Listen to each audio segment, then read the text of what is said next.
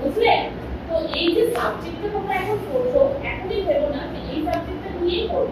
যত তোমরা আরো 9, 10, 11, 12 পড়ো আগে, তারপর এই সাবজেক্টের মধ্যে আরো কি কি জিনিস আছে, কি কি মেটেরিয়াল আছে, সেগুলো একটা জানো, তারপর ডিসাইড করো যে আমরা এই কোন সাবজেক্টটা নিয়ে পড়বো। যখনই তোমরা হোটেল ম্যানেজমেন্ট পড়তে যাবে বা হসপিটাল ম্যানেজমেন্ট বা হসপিটালিটি ম্যানেজমেন্ট এটাই পড়ো, ঠিক আছে? সবই এটাই ইনক্লুডেড। তো তোমরা যেটাই পড়তে যাবে সেটাতেই তোমরা বুঝবে যে এই হসপিটালিটি ম্যানেজমেন্ট যেটা আমরা পড়ে এসেছি, হসপিটালিটি, ঠিক আছে, সেটার সাথে ইনক্লুডেড। তো তোমরা যে সেক্টরেই যাও, যে সেক্টরে হোটেলেই যাও, ফ্রন্ট অফিস হোটেলের যে ডিপার্টমেন্টে যাও বা তোমরা হসপিটালে যাও, যেখানেই যাও, এইগুলোই তোমার বেস থাকে, ঠিক আছে? বেস এটাই। এবার কোথাও একটু এ প্লাস একটু মাইনাস এরকম করতে হবে। ইলেভেন টুয়েলভে তুমি হোটেল ম্যানেজমেন্ট পড়তে পারবে না। ইলেভেন টুয়েলভে এই সাবজেক্ট এটাই থাকবে।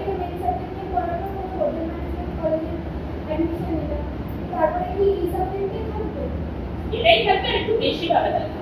তুমি হিস্ট্রি ধরো, জিওগ্রাফি তুমি বললে না ভালো লাগে, তুমি ধরো জিওগ্রাফি 9 এ যেটা পড়ছো, তুমি যদি 11 টুয়েলভে জিওগ্রাফি নাও সেটাই থাকবে, জিওগ্রাফি সাবজেক্টটা থাকবে, কিন্তু আর একটু বেশি জানবে। যখন তুমি গ্র্যাজুয়েশনে যাবে আর একটু বেশি জানবে, তোমার সিলেবাস আরো বেড়ে যাবে। সেম এরকমই তুমি এখন যা পড়ছো সেটা কি একটু বেশি পড়বে, 11 টুয়েলভে আর একটু বেশি পড়বে। তখন তুমি এই সাবজেক্টটা নিয়েই পড়ছো, হোটেল ম্যানেজমেন্ট পড়ছো, তখন তুমি আরো বেশি জানবে, আরো বেশি ভাবে জানবে।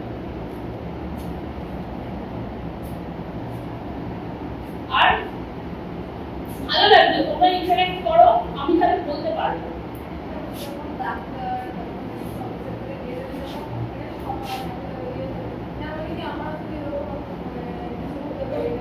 তোমার কি বলছে ডাক্তার, পুলিশ অফিসার এদের সম্মান আছে, আর যারা হোটেল ম্যানেজমেন্ট করে তাদের সম্মান আছে।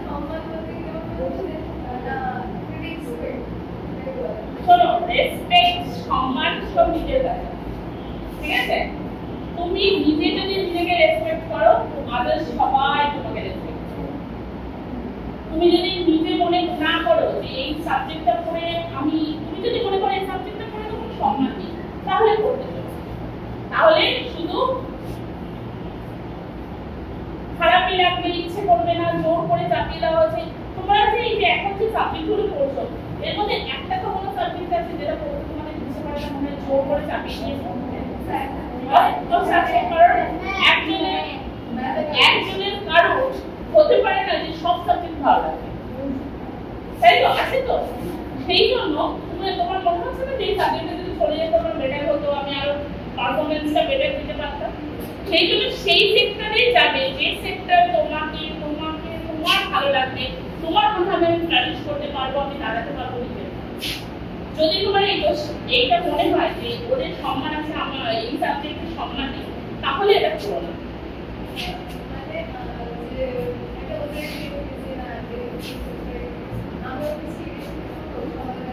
Of course হবে, why not?